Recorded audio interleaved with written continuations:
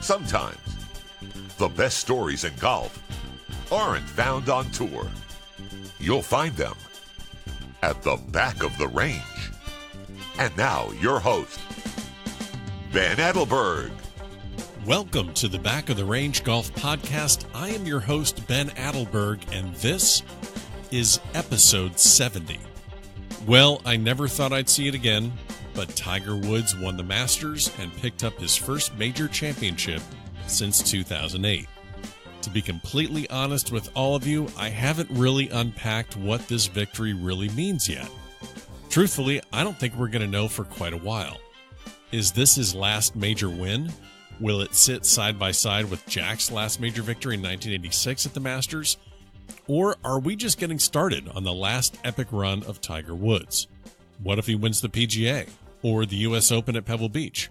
The next 3 months are going to be absolutely incredible. I hope that Tiger stays healthy because I can't wait to see what happens next. Congrats to Tiger. Congrats to Augusta National, because the Masters seems to always deliver incredible drama, and it's always a perfectly executed tournament. Let's talk about the amateurs at the Masters. 4 amateurs made the cut, the most since 1985, and around here we are super proud of 2 of them in particular. If you think you had a good Masters week, well, Devin Bling, last year's U.S. Amateur runner-up, made a hole-in-one at the par 3 contest, made the cut on the number, met his hero Tiger Woods, and played the final round with the defending Masters champion Patrick Reed. The only amateur in the field that might have had a better week, that was Viktor Hovland. The U.S. Amateur champion made the cut as well. He finished as the low amateur, won the Silver Cup, and was right there in Butler Cabin sitting next to Tiger Woods as he received his 5th green jacket. Oh, and by the way, the new number 1 ranked amateur in the world, that would be Viktor Hovland. Interestingly enough, both Victor and Devin had their coaches on the bag at Augusta, just like they did at the U.S. Amateur. Coach Alan Bratton caddied for Victor, and Coach Andrew Larkin caddied for Devin. The reason I bring that up, Victor, Devin, and Coach Alan Bratton were all previous guests on the Back of the Range, and soon Coach Andrew Larkin from UCLA will be joining us here at the Back of the Range as well. So that brings me to the next point. Make sure you are subscribed in Apple Podcasts. Don't forget, we're on social media, Facebook, Twitter, and Instagram. Follow us on Instagram at the Back of the Range Podcast. And as always, please, if you are enjoying this podcast, leave a review in Apple Podcasts. Let us know what you think. You know, we're always looking for feedback, interesting ideas for new guests. This podcast belongs to you just as much as it belongs to me. So for our 70th episode, our guest this week is one of the most dominant amateurs in the state of Florida. The number of awards won and titles earned are a little bit of a mystery. Not because they didn't happen, but because there's so many, it's hard to track them all down. Our guest this week is Rick Woulfe from Fort Lauderdale, Florida. And here's actually one of my favorite stacks from Uncle Rick. He's a 9-time Florida State Golf Association Senior Player of the Year.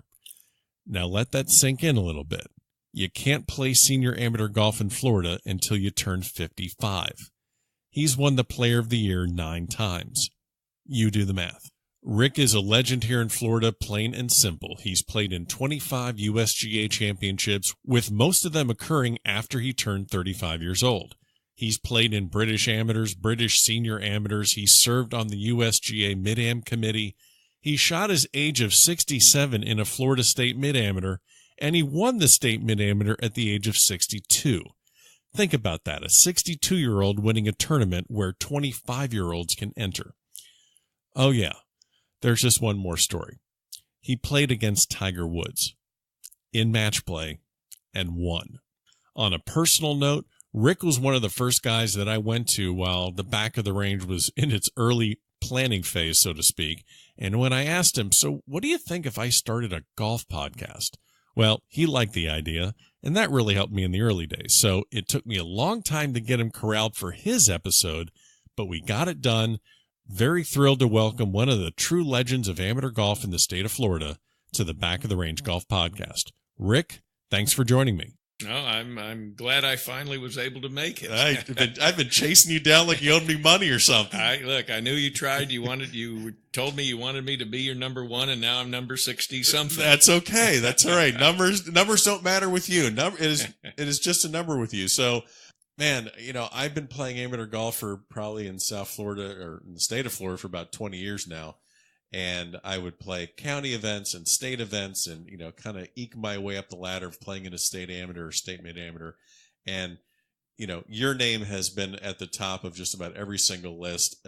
You just were commenting that you have a player's resume, so to speak, whenever you send them out to invitationals. And we don't have it here, but we don't really need to hunt for your record. So just to throw out a couple numbers so that people listening can get an idea of what you've accomplished. Played collegiately at Michigan State. Right. And you are 3-time Florida State Amateur Player of the Year. And what is absolutely fascinating to me is you're a 9-time State Senior Amateur Player of the Year. And you can't play senior events in the state of Florida, or can't play Florida State Golf Association senior events until you turn 55. 9 times. So if you won them consecutively, that's, in my math, is about 64. What is your age, sir? 69. Oh, God. Okay, so let's dial it back to a little bit of the beginning before we get into a lot of your amateur and senior amateur accomplishments, which there's tons of them. But give our listeners just a little bit of an idea. How did you get into the game of golf? When did things start for you? Tell about kind of the junior collegiate experiences. I will let you go, sir. All right. Well, it was exactly 53 years ago when my dad, who was he got to about a 6 at one time in his golf career, was getting new clubs, and he gave me his old clubs. And I started playing some golf when I was 13 years old. And I found a bunch of friends of mine that I had played just about every sport you can think of with, and they all had golf clubs as well. And we started playing a lot at a very old par 3 golf course that doesn't exist anymore in Fort Lauderdale. It used to be right behind where the BSO office is located at the corner of Broward Boulevard and Riverland Road. It was back in that section, and we'd go out there every weekend, and then during summer we were out there the entire summer. And within about the first year, we all decided that it wasn't that much fun just to play golf. We needed to start playing competitive golf, and it just so happened that the Broward County Junior Golf Association was running an event, if I remember correctly, it was them, at Plantation Golf Club, the old Plantation Golf Club, and they actually had a Broward County Junior that was being played. And I don't recall actually when they first opened that up or first started it, but when I was 15, I remember playing in that for the next couple of years, and at the same time started playing golf with at Nova High School, which is where I went. I finally gave up baseball in my sophomore year. And although I did play football my last year, which wasn't looked upon quite well by my father, but by the time I finished up high school, I knew that I wanted to play golf in college. And I was fortunate enough actually to get looked at pretty carefully by Buster Bishop from University of Florida and Dave Williams at Houston. But my dad sat me down one day and he said, look, this is really good. If you end up with a scholarship at University of Florida or at University of Houston, that would be really great. But you have to understand that if you don't make the team, you're not going to have a scholarship. And if that's where you decide to go to school, you're going to have to pay for it yourself. So I started realizing that real life was a little different than I thought, and started talking to my counselor. He gave me the names of a bunch of schools, primarily in the Big Ten, but mostly up in the Midwest. And I started applying up there and ended up at Michigan State. And actually, that's when the real competitive juices started flowing, and I started playing competitively from then.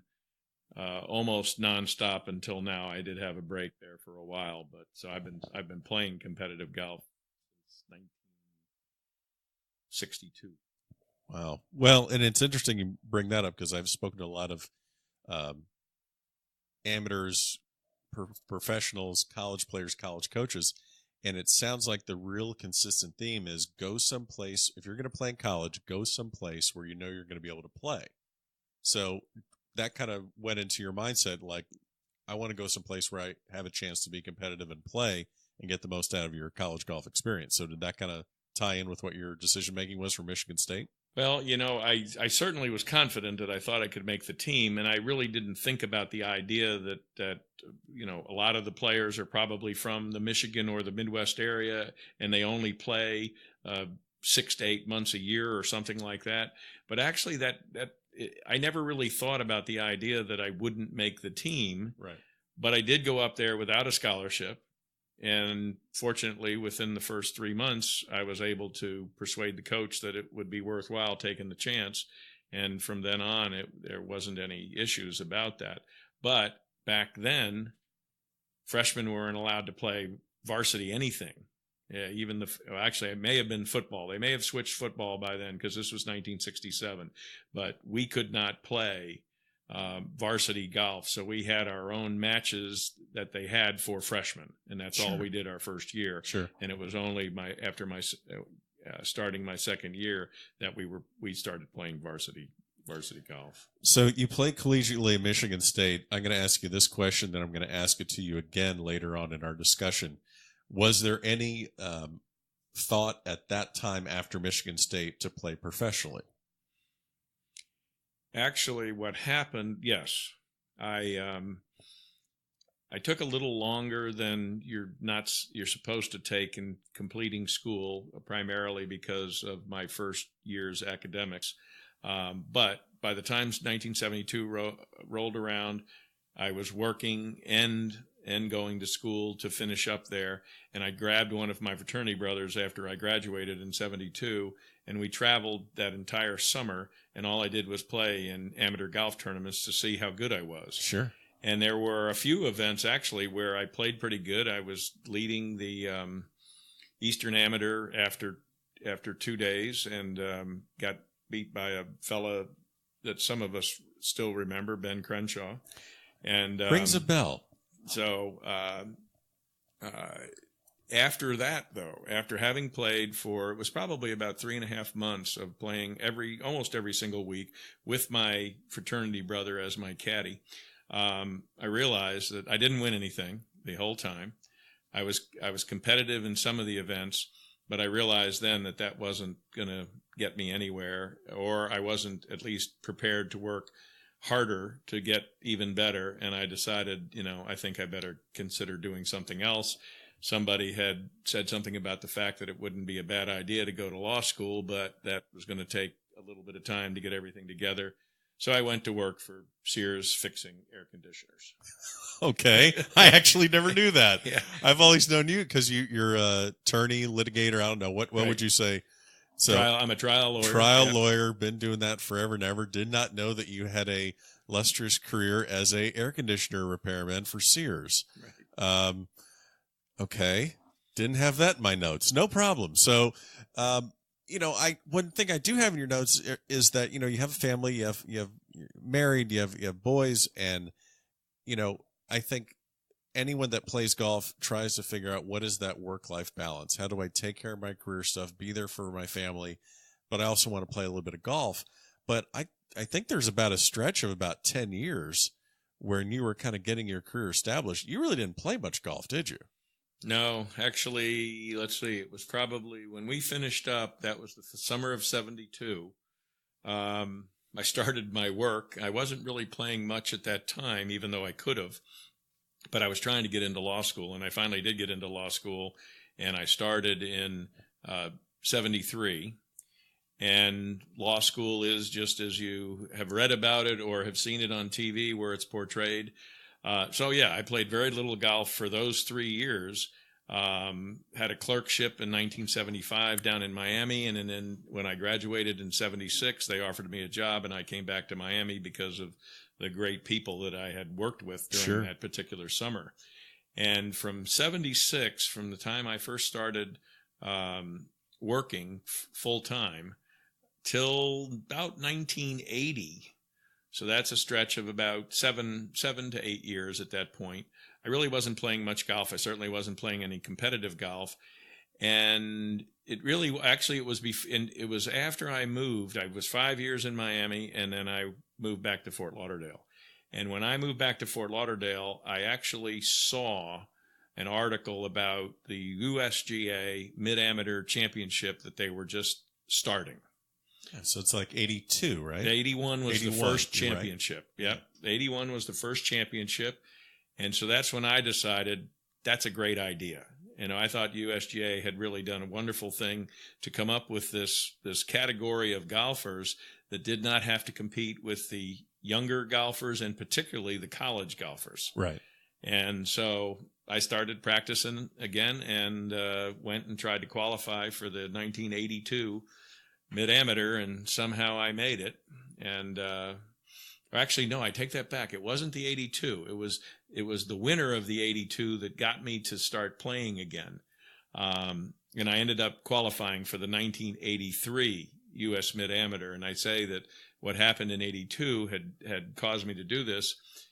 When I was at Michigan State, there was a fella who played for Purdue, and he and I went head to head for the last 2 years. There were a few other players definitely in that same mix as being considered to be the better players in the Big Ten. His name is Bill Hoffer, and Bill Hoffer was a fella who really was a good player, but he had a very, very odd grip. He pretty much had a major motorcycle grip, hooked everything, including his wedges. And I read an article where he won the 1982 U.S. Mid-Amateur. That's all you needed. So I qualified. I went to Cherry Hills, and I took Susan was with me. We had been married at that point just about 4 years, and we went out to Cherry Hills. I got there a little early. I went out. I was hitting balls. I was putting, and then I looked over to the driving range, and I see this guy out there, and he's hitting these shots, and I'm thinking, boy, that guy swings just like Bill Hoffer. But I said, that can't be Bill Hoffer. There's not a hair on his head. So I went walking over there anyway, and he turned and looked at me, and I realized that's Bill Hoffer, and he was as amazed as I was. And so that's what got me going, really, was who ended up winning the 82 U.S. Mid-Am that stirred me on to go back to competitive golf.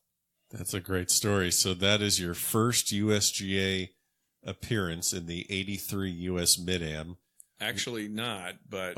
Oh, I'm sorry. You're right. You're right, because you had qualified for U.S. Amateur. The 69 Amateur. 69 Amateur. When my friend Steve Melnick wins the U.S. Amateur at Oakmont stroke play in that year. Right.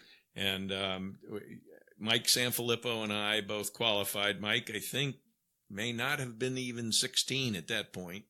And we qualified down at Golf Club of Miami, or whatever that golf club is. It's right off of the expressway down there.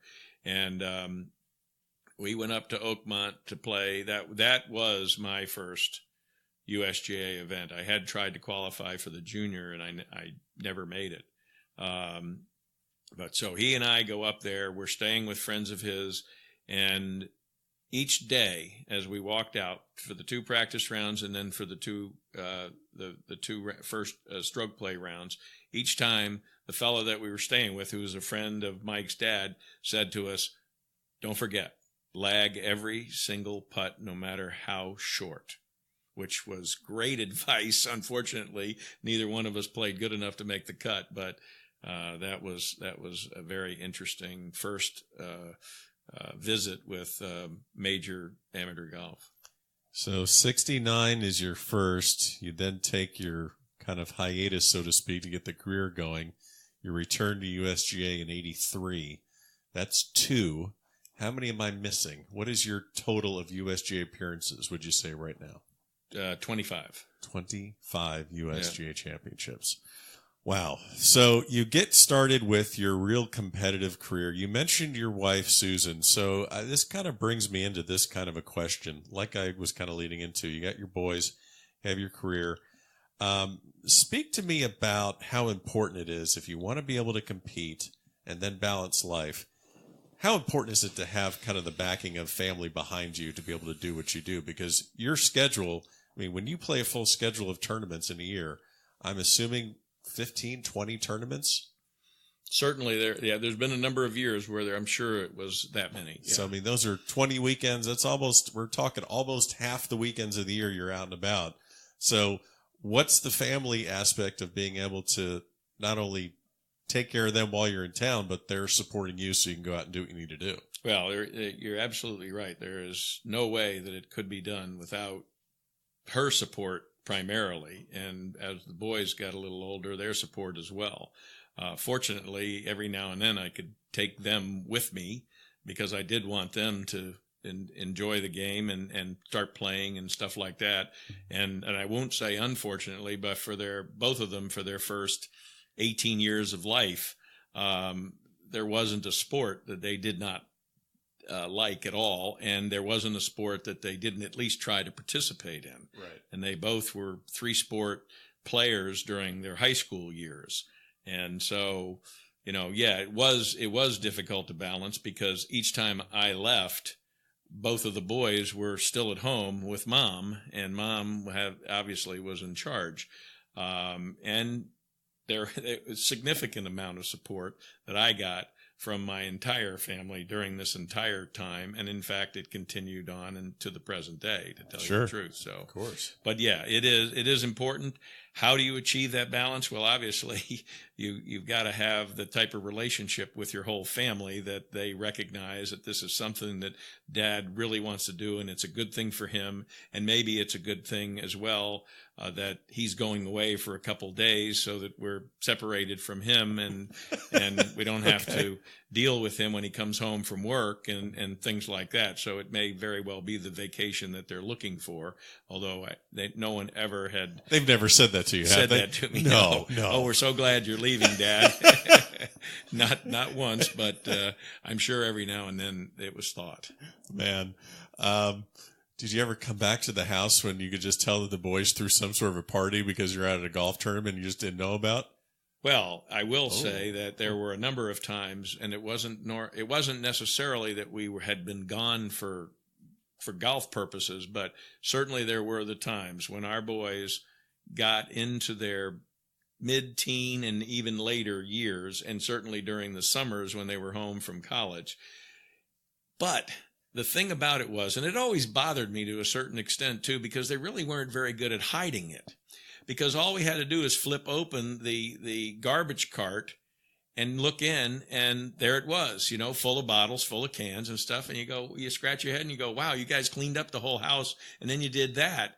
I mean, was it just are you really just telling us, Mom and Dad, we're doing these things and want you to be aware, and we're able to keep the place and nothing gets damaged, and we clean up and stuff like that. So don't be upset. We're very careful.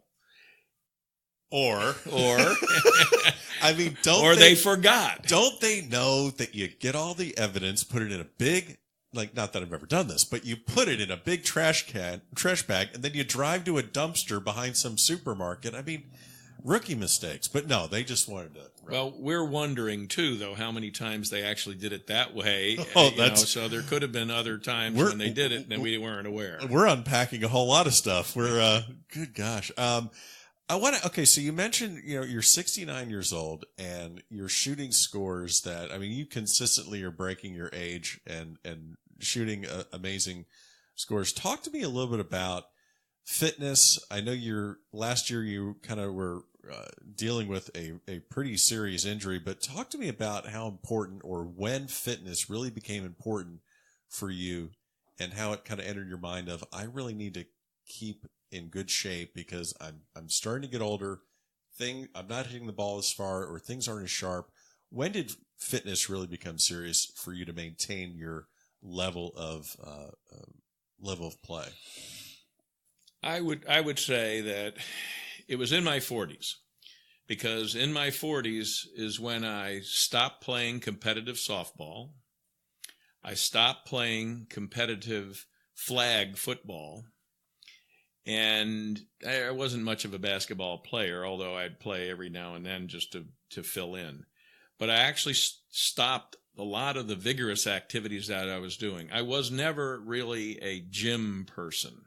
I never was a lifter of weights, anything like that of any significance. We obviously had it at Michigan State. In fact, one of the guys that helped us one winter that actually was required to help us was Steve Garvey, who played for the Dodgers. Of course. And but I had to lift weights and do things. They wanted us to do certain regimens and so forth, and that was fine. But I never really continued it. But once I stopped playing these other sports, so that there were now occasions where I really wasn't doing much of anything, I realized that maybe we better start figuring out something. And I don't really remember for sure, but I believe sometime in the early 40s, I started to do yoga, and I actually started doing yoga for a considerable period of time.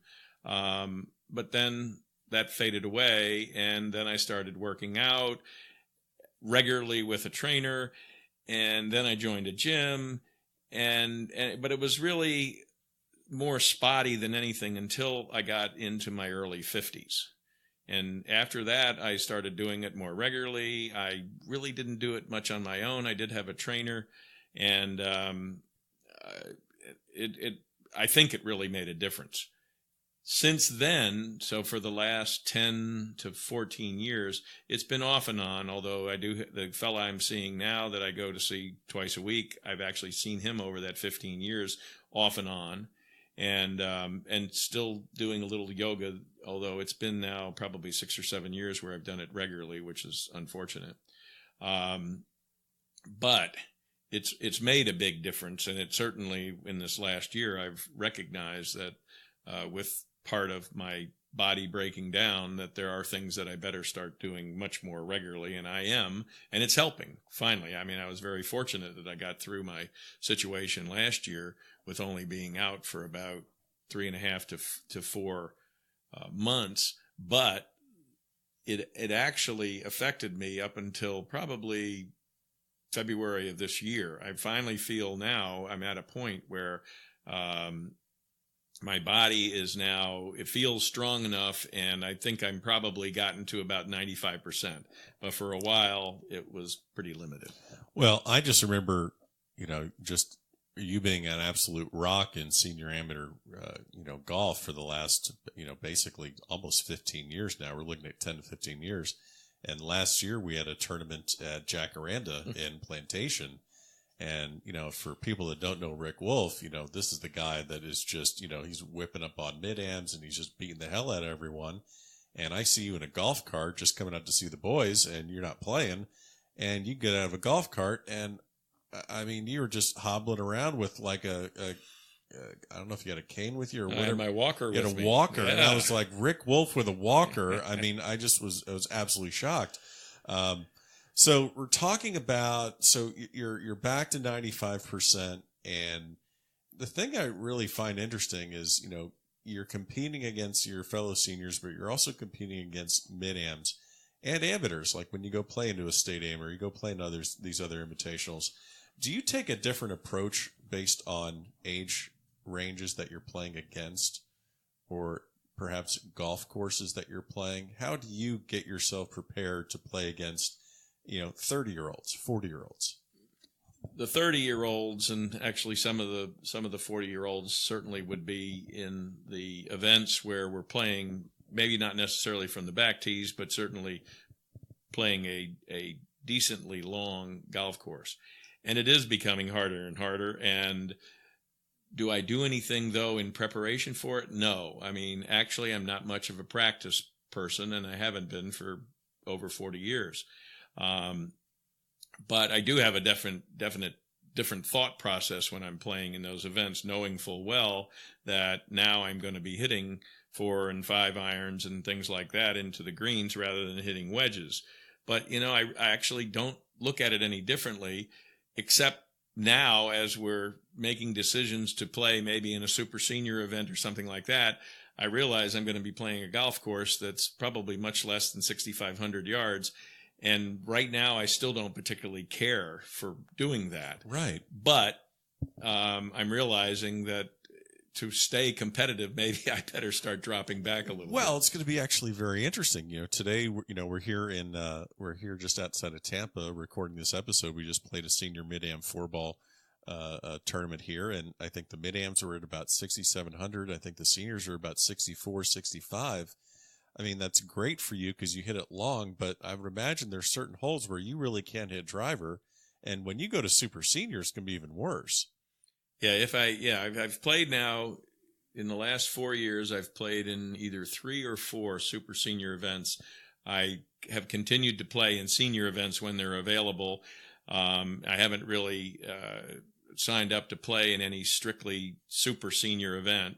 But, that probably will come. But by then I'm going to be turning 70 this year, and they've got now legends divisions for 70 and over. I don't know if I'm going to play in those for a while. You're going to destroy those guys. Just because of the, I mean, the thing is though, that again, that becomes short game, and I'm not much of I don't practice, and I really never have for a long, long time. Okay, so that's wild, because a lot of listeners here that, I've had listeners reach out to me in this podcast saying, I want to know, like, you got the 5 handicap guy that wants to know, what can I do to get myself and get my game ready to go qualify for my state amateur, my state open, a U.S. mid-am, something like that. And they want the tips and tricks or things that they can do to get themselves ready. You're not a practicer. So you're playing. Are you doing different kind of things when you're playing on the course? I mean, are you practicing short game? Like, what are you doing other than just going out and playing? If I were to decide, and certainly those times have come in the last 20 years, to do much of anything, it's usually chipping and putting. I really have. I think I've been able to develop a golf swing that I really don't need to do a whole lot of hitting balls and things like that. But certainly when it comes to short game, it's a matter of feel, it's a matter of touch, it's a matter of all kinds of things that really does increase the more you do it. Sure. And as long as you've got the right types of ways of hitting certain practice shots or doing certain practice things or certain types of drills, all of which you've figured out work good for you to become a sharper chipper, a better blaster, a better putter, a better whatever it is from a short game. That's where I generally will spend time if I'm not playing on the golf course.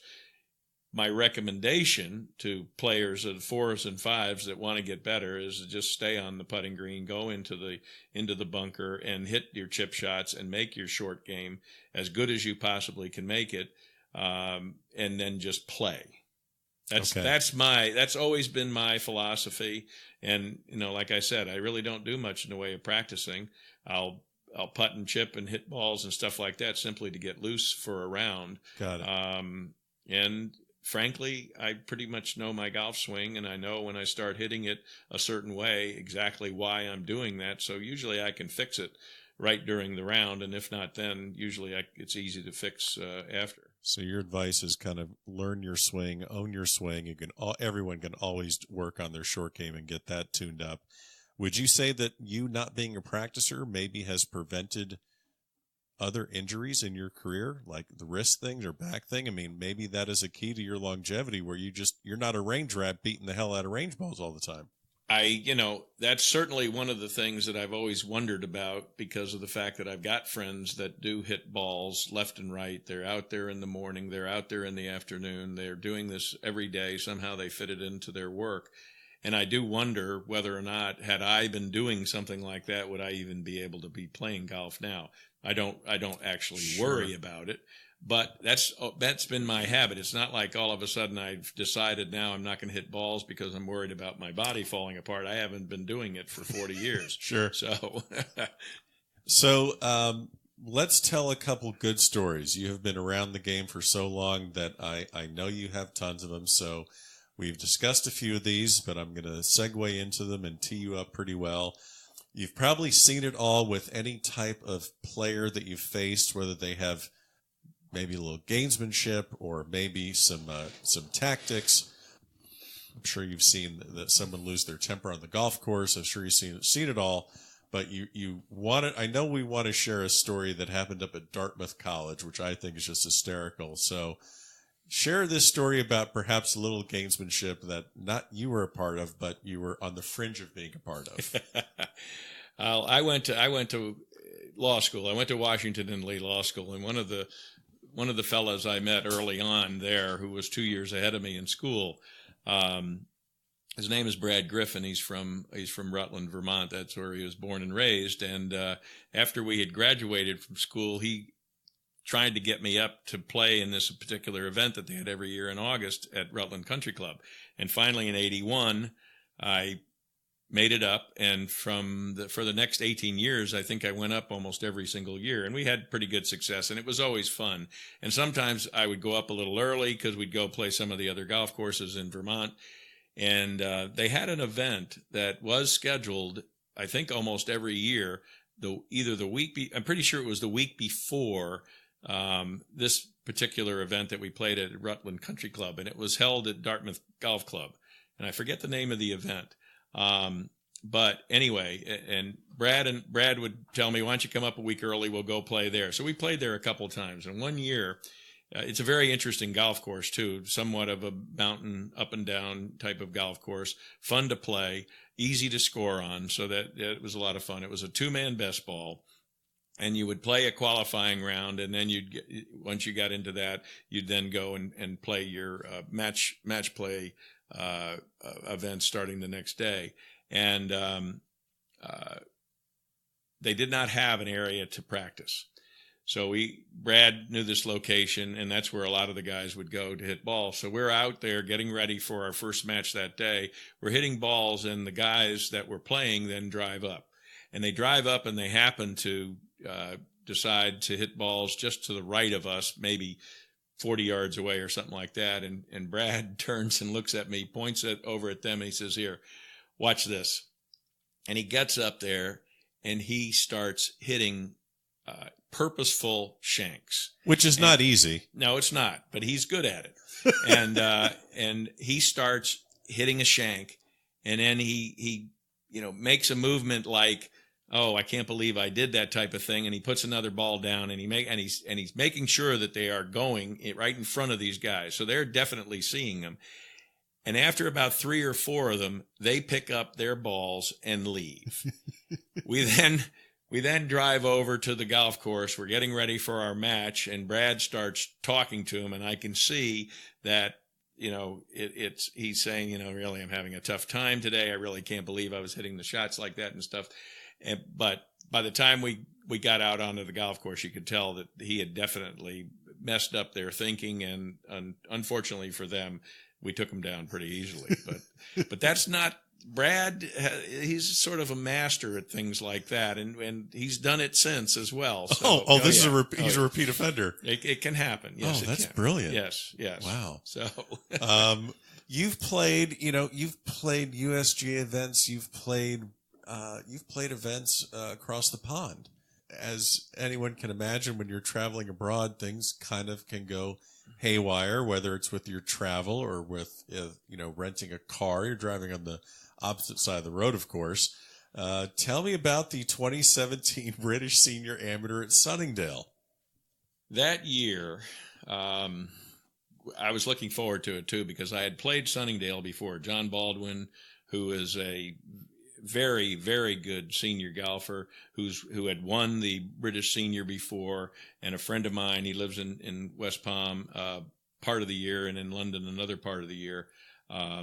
And he had invited me to play one year when we went over a little early when we were playing at Walton Heath for the tournament, and I got a chance to see the golf courses, which are really phenomenal ones. So we were really looking forward to this tournament. And I got over a couple days early, and I was staying pretty close to the golf course. But Pat Talent was coming into town. He was coming in a day after me with his wife, and I'm trying to remember, he had someone else with him, and he had his wife as well. And he was coming in on a Sunday, and I had been in touch with him, and I told him that they wanted to go to the King and Queen's place there, which wasn't very far from where we were staying. King of England, Queen of England, and so forth, and they wanted to go visit the castle and so forth. And I said, well, that was one of the things I was thinking about. Why don't I come and pick you guys up, and I'll take you over? That make it really easy. So I drove over, picked them up. It was about 20 minutes from where we were headed, and we were unpacking things and moving things around and so forth. And I hopped in the car and I realized I didn't have a good idea of exactly where my phone was. And without a phone over there, you're really in trouble. Sure. But I thought, I'm sure it's in the car here. No big deal. So we took off. I drove. It took about 20, 25 minutes. We were driving through some areas where they were doing heavy construction. We pulled into the city where the castle was located and so forth. And we're driving around. We're not finding a parking place. And then we see a parking garage. So I pulled down into the parking garage and I realized, and as they told us, we don't have any spots here. But I see some guys over in the corner of the garage. They're washing some cars. I thought, well, maybe what we can do is we'll just take our car over there. We're not going to be able to find a parking place, but if we can get them to take the car and tell them we'll pay them for a wash, then at least we got a place to store the car. Sure. So they say, sure. Oh, yeah, no problem. And I forget exactly how much it was going to be, but it was worth it.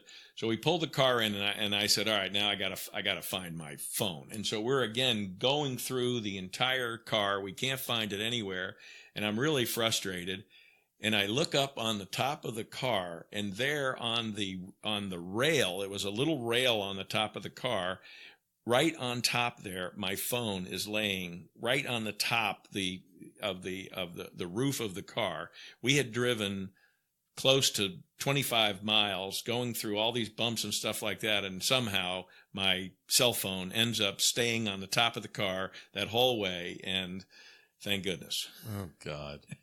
'Cause that's a nightmare in and of itself. Forget about the fact. Not quite as bad as the previous nightmare that we had, though. Oh, yeah, of course. I think it was, trying to remember, we went over twice. We went over in 1989 and we went over in 1990 to play in the British Amateur.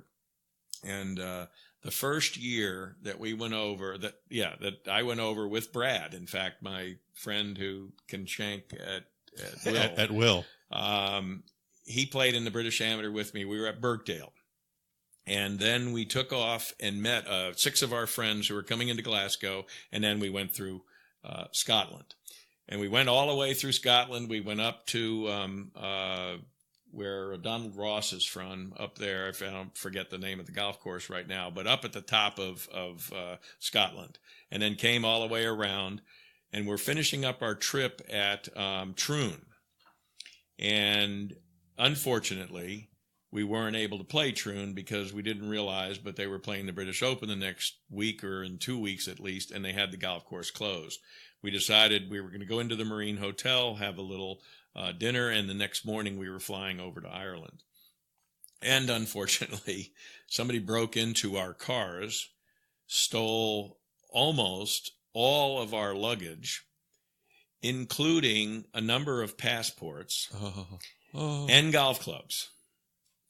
So now we've got 8 guys. Some of the golf clubs didn't get stolen. Some of the guys wanted to go to Ireland no matter what, and I was not one of those. And so there were 4 of us then that had to somehow get out of Scotland and get back to the United States. And fortunately, this was 1989, right? And it didn't. The security wasn't nearly as tight. I don't know if we'd ever have been able to get out of there without having any ID and passports and so forth. But fortunately, as well, with my wife working for Delta, for Dave Johnston, who was one of Brad Griffin's roommates in law school, whose wife also worked for Delta, and we had a Delta pilot with us. So we had 3 people that had some relations with Delta. So Delta somehow got us through customs without anybody having any ID at all. Oh, so we were able to get home, but it was looking pretty bad there for a while. But that was by far the worst problem, fortunately, that we'd ever have over there. But you've also had really great experiences over there. I mean, you mentioned your wife, Susan. She's caddied for you in the British Senior Amateur.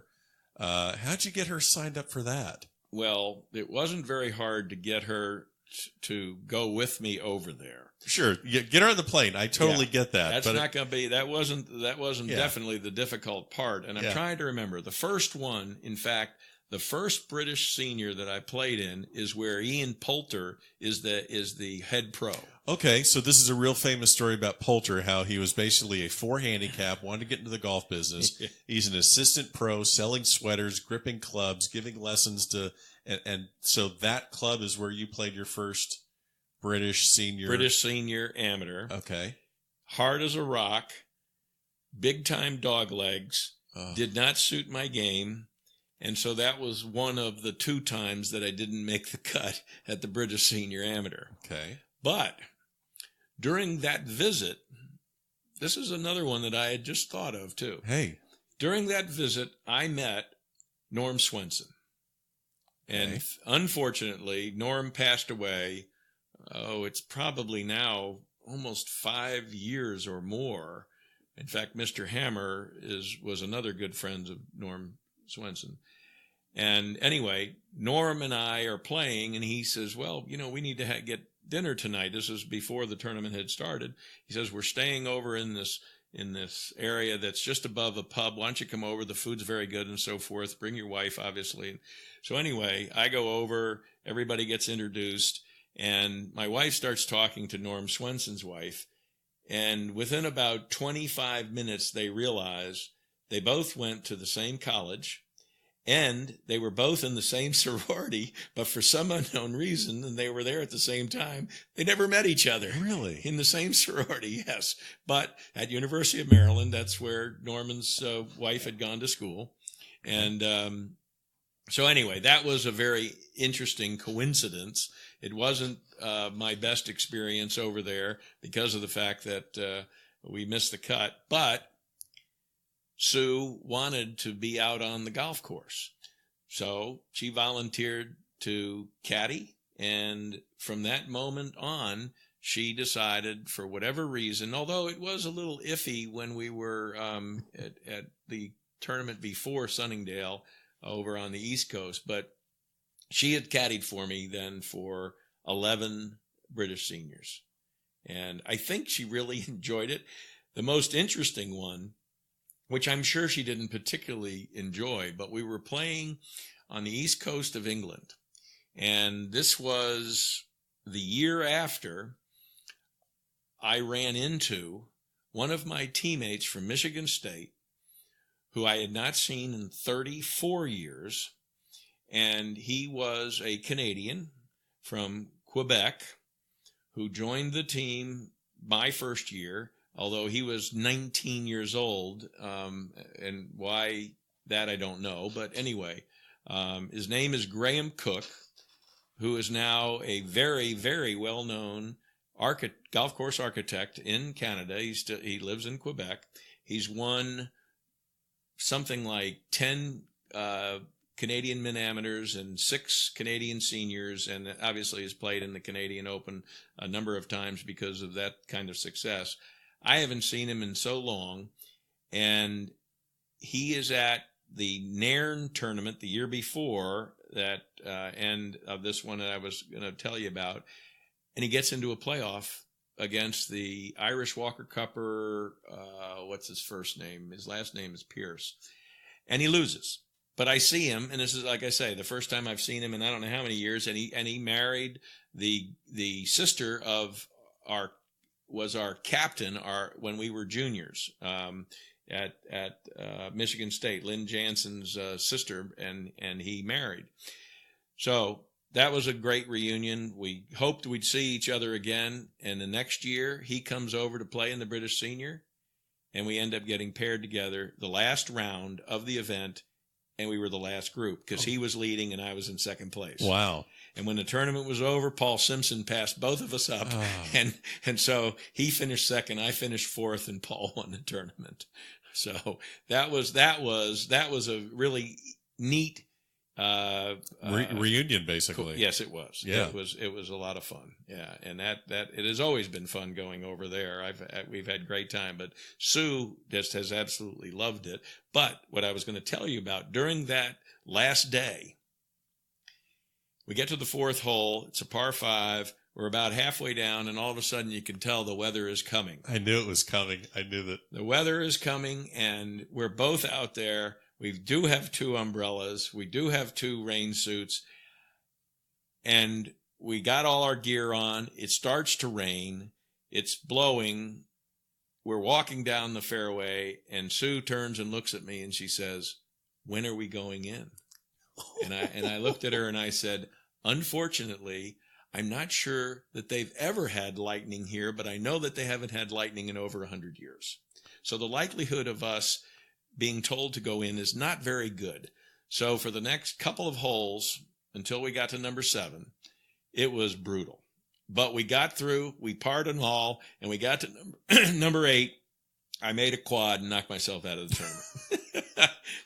But she has, I think she's really enjoyed it. And we've obviously had great opportunities to visit other places and stuff. Sure. We've traveled with the Simpsons a number of times and stayed with them. And we traveled with the Lutzes as well, so it's been a lot, and the Talents too. Yeah. And it's been great fun. Yeah, that's awesome. If anyone else has the idea of trying to recruit their spouse to caddy for them in a tournament, because you can't blame stuff on the caddy, because that's also your wife. Yeah, you got to kind of go tread lightly when you have that happening. Right. Wow. So you've played on these events. You've had tremendous success. What is the one tournament that you failed to win? That, I mean, obviously, you're not playing the USAM. I don't know if you're going to try and qualify for the US Mid this year. But what is one tournament that is still out there that you still are chasing, that you still want to check off on your list? Well, I'm not sure that that's realistic anymore. But I really thought, as I qualified for the U.S. Senior Amateur, that at some point in time I would at least get close. And I got to the 3rd round one year, and Paul Simpson was not long after I had first met him. He beat me, that's one that I believe that I had a good opportunity to win, and never really got to the point where it should have happened. And now I'm not sure that there's going to be an opportunity there. Sure. And other than that, the Mid-Am, I qualified for a bunch of Mid-Ams, had some good opportunities as well, but that's really, I don't think, realistic. Well, one of the most realistic and one of the most impressive things I think I've ever seen is, I believe it was so this was the 2012 State Mid-Am at Johns Island in Vero Beach. I remember playing in this. I was able to get into that after qualifying for my one USGA championship. But this was, 2 rounds of stroke play, and then the cut is at 64 players. 64 or 32? I think it's 32. 32. You win this at the age of 62. You had to be 25 to play in the tournament. You win it at the age of 62. You shoot 67, I believe, which was your age at the time. No, it wasn't. That was a different Mid-Am. That's right. That's right. Sorry, I get the same golf course. That's right. Yeah. So, but you win this at 62. The reason I bring this up is, what are some of the things in your game that you see some of these Mid-Ams and some of these younger players, amateurs, that lack? Some of the things that you can recognize, yes, they hit it 30 yards past me, but what are the things that you think that you have that some of these younger players don't, that they kind of need to learn? That's a good question, and one that I probably will have some trouble in answering. I think that because the thing is, in watching a lot of them, they all seem to be pretty good putters. They all seem to be pretty good chippers. Nothing spectacular, although every now and then you certainly find that person that is at one of those things. But it's more, I think, is ball control and controlling distance. I think that part of what is lost by a number of the good players is that ability. They can hit it a mile, which is partially, I think, technology driven in regards to equipment. And also, too, I think, Frank Stranahan was somebody on the tour that was the only guy that had ever lifted any weights for years back in the 40s and 50s and so forth. Everybody said, you can't do that. That's going to tighten up your body. You can't play golf. And we've all seen that certainly within the last 10 years and really more in the last 20 years, in part because of Tiger, that's no longer the case. So we've got stronger, better technology, better equipment, better golf balls and everything. So the ball is going a lot farther. And that's the area that I think, that I see in a really good player, that seems to be their main deficiency, is their inability to really control the distance of the golf ball with their iron play more than anything else. And, what can you do other than to practice? And they're all sitting there with their TrackMan and figuring out how far they're going to be hitting that day with a 5-iron in their hand and a 7-iron in their hand. And it's tough to argue with, to tell you the truth. As long as they continue to work at that, I think they're going to end up being a lot better. But yeah. You mentioned, I said earlier in the episode that I was going to ask you this question again. You didn't turn pro coming out of college, but I would imagine coming into the age of 50 or 49, when that Champions Tour, Senior Tour obviously is an option. You've had this great success in your 40s playing in multiple USGA championships. Did you ever think about taking a run at the Champions Tour? I actually did. I talked to a lot of people that had been thinking about it, and obviously a number of them that had done it, and they hadn't yet decided that it would be okay to try and qualify and not lose your amateur status. Unfortunately, you had to opt. Right. And so it was going to be a serious decision. I had a good practice at the time. My kids were probably, I'm trying to think of exactly when that was. They were both probably one finishing up high school, the other in college. My practice was going well. Everything was going well. Sue was working for Delta and keeping busy and doing what she wanted to do and so forth. So things couldn't have been any better for me as far as my life was concerned. And Sure. I started thinking about something that would change everything completely. And then I got lucky. After talking with a number of people and so forth, I qualified for the 99 Mid-Am, which happened to be back in old St. Louis, where the first one had been won. And it just so happened that one of the fellas that I had met originally when I got on the USGA Mid-Amateur Committee and was on it for 26 years was Jim Holtgreave. Jim had been on the committee. In fact, if I'm not mistaken, Jim might have been one of the first ones on the committee, but he also was the first one to win the U.S. Mid-Am. He won it in 81 at Bellerive there in St. Louis. So they're coming back to St. Louis, but not at Bellerive. We were playing at a different golf course at that time. And Jim had been on the committee almost from the beginning, but now he's playing on the Champions Tour. But they invited him to come back. They're in St. Louis. It'd be a great idea. Bring the guy who won the first event, also a member of the committee, and he was invited to come and speak to the players. Like they had a speaker every year at the event. Well, Jim came to the greens, or to the golf committee meeting, the Mid-Am committee meeting, because he was a member, and just to say hello and so forth. And that gave me the opportunity to pull him aside and say, look, Jim, if you got a few minutes, I'd like to talk to you about a couple things. And we had an opportunity before the dinner started to get together. And I told him I was seriously considering the possibility of getting on to the Champion Tour, and I was interested in his experience so far. He'd been on the tour, I think, by then at least a couple of years. He seemed to be doing pretty well. He certainly was making some money and stuff, so it seemed like a great idea at the time. He and I talked for about 30 minutes, and after he told me about his experiences throughout, and it wasn't all terrible, but there were some instances that he talked about, and he basically said to me that he really thought that it probably wasn't going to be a great idea for me to do that.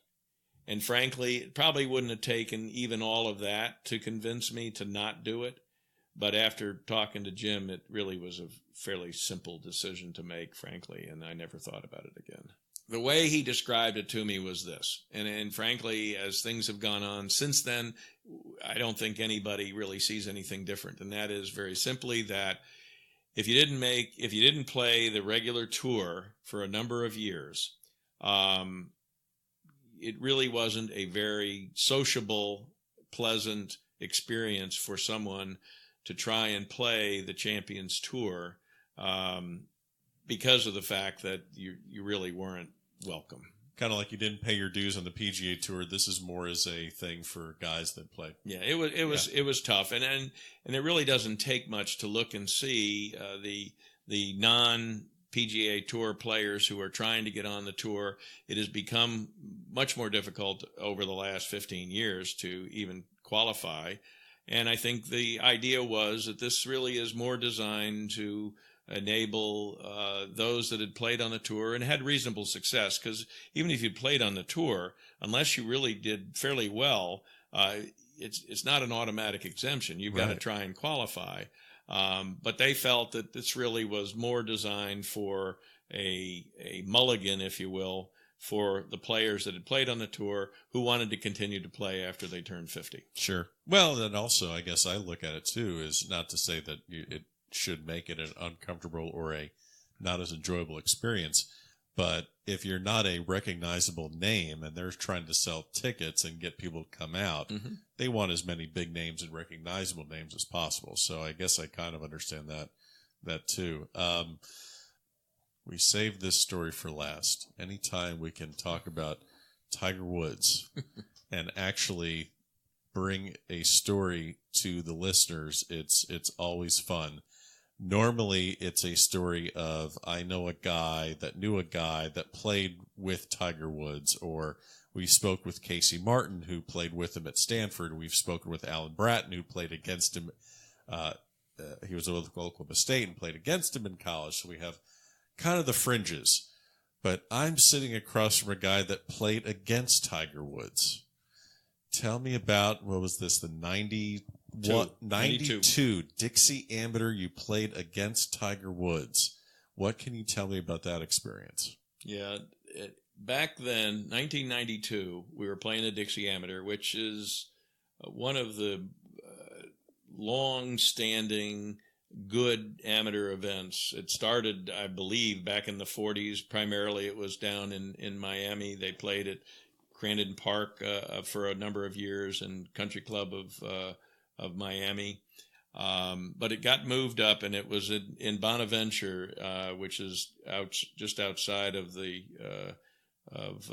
area in West Fort Lauderdale, West Broward County.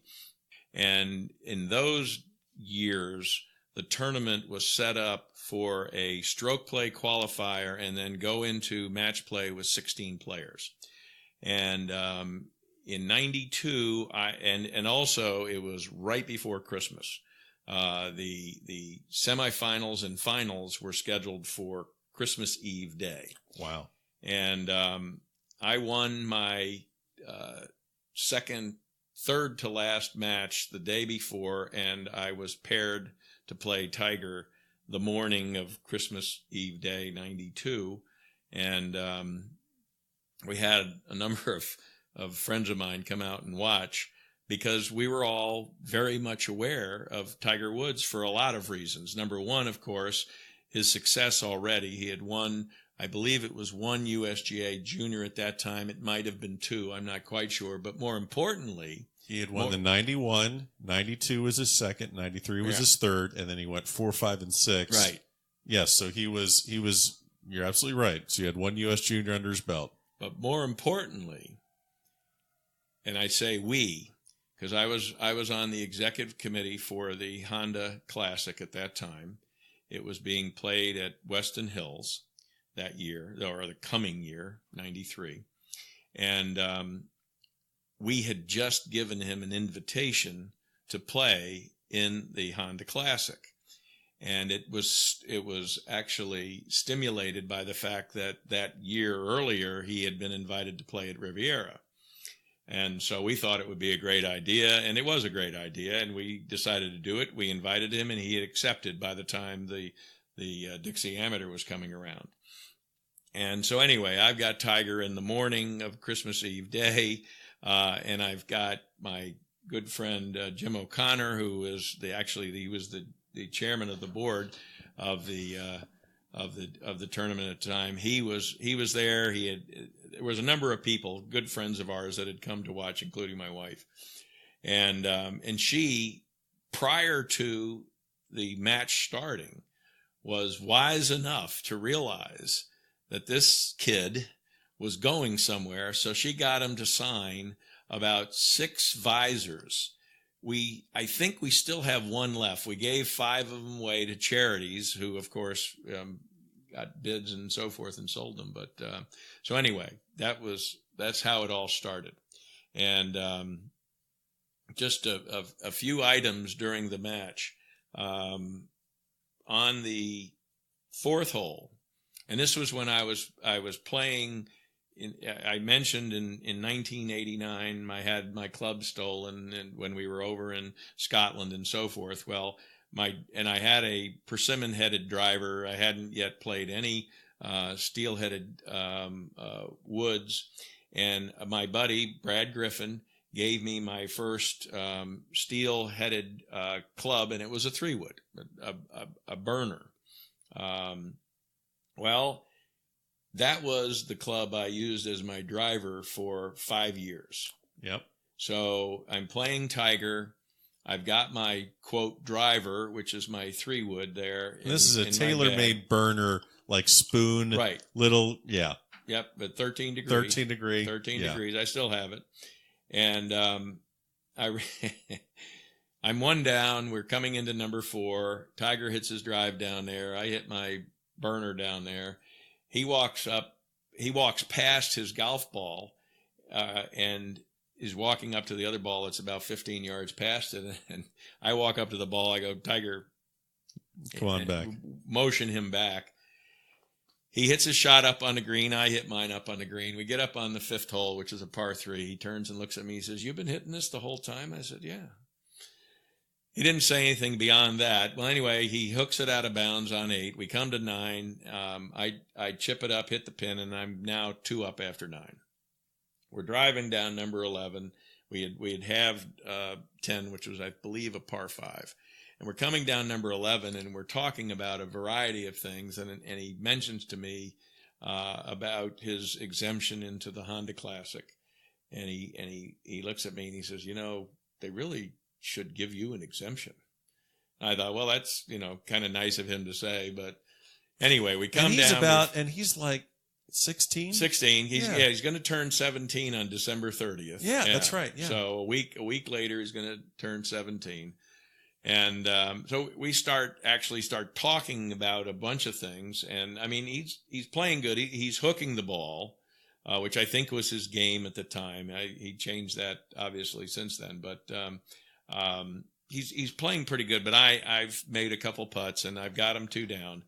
And we're talking about some things as we're driving down. And in the Dixie in those days, they would put competitors together. When they had the match play, they only gave us 1 cart. So we're riding with each other. We're not walking, we're riding. And so we're stuck riding next to each other in the cart. And we've got a match. We didn't have a match in front of us either. We were the only ones on the golf course because the other semifinal match got canceled because the fellow who had gotten in, who had a family, had made arrangements which apparently were non-refundable. He called at 7:00 in the morning to advise everybody that he wasn't going to be making his match. So he ended up forfeiting his match. The fellow who was going to be playing the winner of our match followed us for 9 holes, but then he decided he better go hit balls and stuff and get ready. There's no telling when the match may end and so forth. So anyway, all of that's going on. We're driving down, I think, number 12 by then. And I mentioned to him in passing, I said, I saw the article in Golf Week, in which it stated that you were actually seriously considering going to UNLV. And I asked him about that. And he says, no, my dad wanted me to, say something about that. And we certainly didn't want to indicate where we were going or anything like that. So I said, yeah, we still have them in consideration. But, he says, I don't think I'm really thinking about going there. And I said, well, my dad went to Stanford, and that's a really great academic school, as I'm sure you know. And he says, he told me, he said, that's probably where I'm going to end up. Right. And I said, well, that's great. I said, what do you think? What do you think you might study while you're there? Do you have any idea? He says, oh yeah, I've got a very good idea of what I'm going to study. I said, well, what's that? He says, accounting. Really? Why accounting? He says, I want to be able to know when my advisors are screwing me. So anyway, as it turns out, I got fortunate, and I got him 3 down, and we come to I think it was the 15th hole, which has got water on the left. He gets up and he hooks it into the water.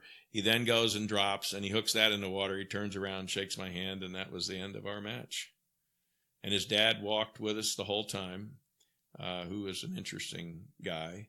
But I had one more opportunity to meet and talk with and play with Tiger, and his dad, of course, was always traveling with him. I got invited as a result of winning the Dixie. I got invited to play in the Northeast Amateur, which I was real excited about because I'd heard so many good things about it. And things turn out, we got paired. And we played the first day together, and then the next day I found out that he had withdrawn, and as it turns out, apparently he had mononucleosis or something and stayed in the hotel for a couple days. And when the tournament was over, I'm going back to the airport, I ran into him and his dad. And that reminds me of when we were sitting at the club for the dinner the night before the event started. Right. And I was sitting with Tiger and his dad was directly to my left, and Tiger was to the left of his dad. And they had a bunch of people that were speaking. They had Billy Andrade and Brad Faxon, and they talked about their charitable events that they had in Rhode Island that they had started up, I believe, a couple of years before that. They were talking about that. So that was one of our speakers. And then Bobby Rotella came on to speak. And I knew Bobby because he was from Rutland, Vermont. And getting back to Brad Griffin, he seems to be fitting in a lot of these stories. Perfect. That's when I went up to play in the tournament. Bobby would always do a Wednesday night. The tournament would start on Wednesday. We'd be doing qualifying, and then the match play, 2-man best ball, would start the next day.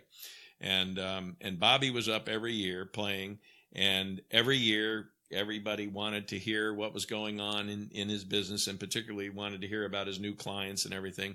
But he always would talk about the things that he wrote about, and what you're supposed to do in order to keep your mind steady during golf and so forth. And we had all heard this a number of times. Well, anyway, here comes Bobby. Bobby's introduced at the Northeast Amateur. He's going to be one of the speakers, and he comes up and he instead of starting out with what I had heard many times before, and in fact, I even commented to Tiger's dad, I said, well, I've heard this 100 times. And he gets up and he says, instead of talking about what I write about and so forth, I figured I'll tell you a few stories about Ben Hogan. Well, Bobby starts talking, and it's not really connecting. I was trying to figure out why one story connected with the other and stuff like that. And Bobby had been talking about 5, 6, 7 minutes, and all of a sudden Earl is elbowing me in the ribs, and I turned to Earl, and Earl looked at me and says, "What the hell is he talking about?" So anyway, that was the other guy, I guess, in the room that wasn't quite sure of what Bobby was trying to get, and I've never told Bobby that story, so we'll see. We'll see how far this is distributed. I'm sure we'll get it over to Mr. Rotella. He'll hear that story. All right, let me ask you about one of the best matches you've ever played. So as Florida Cup is very, very important to me. I was very fortunate. Actually, both of us were chosen to be the captain last year for the South team. You had to pull out due to injury, but it was a really big thrill for me, really big highlight. I've been able to play in 5 Florida Cup matches. I think you've played in 11, 12, something like that. All of them that I was able to play in. Right. So you've not missed a Florida Cup based on qualification. You missed last year's due to injury, but still obviously a prolific Florida Cupper. It's a great event. It is Ryder Cup format, North Florida against South Florida. There have been many matches there. I reached out to Jim Demick, to the executive director of the FSJ, who was on our podcast earlier, and I said, I'm going to talk to Rick Woulfe. You got a good Rick Woulfe story, and he says you got to ask him about one of the best matches he's ever seen. And this is a guy that's been around USGA qualifiers, U.S. Open sectional qualifiers, every state term you can think of for the last 20 some odd years. Talk to me about this match that you had at Laurel Oak about 20 years ago, which I have some of the details. None of them really seem believable, but you were there. You were in the match. Talk to me about this match. This kind of gives our listeners an idea of your skill and also the skill of amateur golfers in the state of Florida. Well, it was Joe Alfieri and Doug Lacrosse against Mark Lietzo and myself. Mark's a lefty, and Mark is and was a very, very talented golfer. We were playing Laurel Oak. I forget which of the two courses we were playing, and we were the last match that went off, and everybody was playing as good as I'd ever seen any of them play. And as a result, and I don't remember the exact number under par. And this is 4-ball or alternate shot? This is 4-ball. Okay. This is 4-ball. And when we came to 16, which was a par 5, if I remember correctly, they had us one down, and I believe that they were 9 under and we were 8 under at that point. So that was after 15 holes. Both teams birdied 16, and I don't remember. Somebody knocked it on in 2 and 2-putted, and it may have been Mark. I don't recall now. But so anyway, we come to 17. 17 was about 100 and maybe 175, probably about 175 yards. We had the honor. We had won 15. We have 16 with birdies. So we came to 17, and if I remember the numbers correctly, and they may be off by 1 or 2, but they were, I believe they were either 10 or 11 under, and we were either 9 or 10 under. Mark gets up there. I've knocked it on the green, but I'm about 15 feet away. Mark almost holds it, and it looks like it's hanging on the lip, and as it turns out, when we got up there, he was about a foot from the hole. And Doug gets up, knocks it on the green, and Alfieri gets up and knocks it in the hole.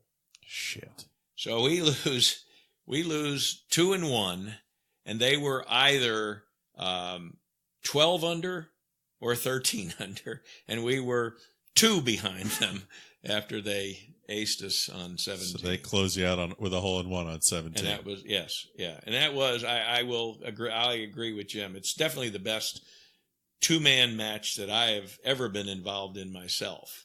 And I mean, it was fantastic and unfortunate. Final question for you. We're going to wrap this episode. You have given us just a lot of great content and just a lot of great stories, and it's been a thrill. But I want to ask you, what does 69-year-old Rick Woulfe say to 21-year-old Rick Woulfe right now? Looking back at what you've done the last 40, 50 years in competitive golf, maybe something, if you can go back and say, maybe do this different or maybe pay attention to this different. I have thought about that over the years. And with the circumstances as they were throughout that time frame, I have no regrets at all. Love it. I think I made the right decisions on all of those, to tell you the truth, yeah. Well, it was worth the wait, my friend. We really appreciate the time, and well, I enjoyed it as well. I appreciate you asking me, and I appreciate your doggedness and sticking to it. And we finally got to it. We finally got it done. And there you have it. Another great episode here at the Back of the Range. Thanks so much to Rick Woulfe for joining us on our 70th episode. Don't forget, we have towels, we have trucker hats, we have all sorts of merch available on our website, thebackoftherange.com. Follow us on Facebook, Instagram, and Twitter. Subscribe in Apple Podcasts. We'll do it again next week here at the Back of the Range.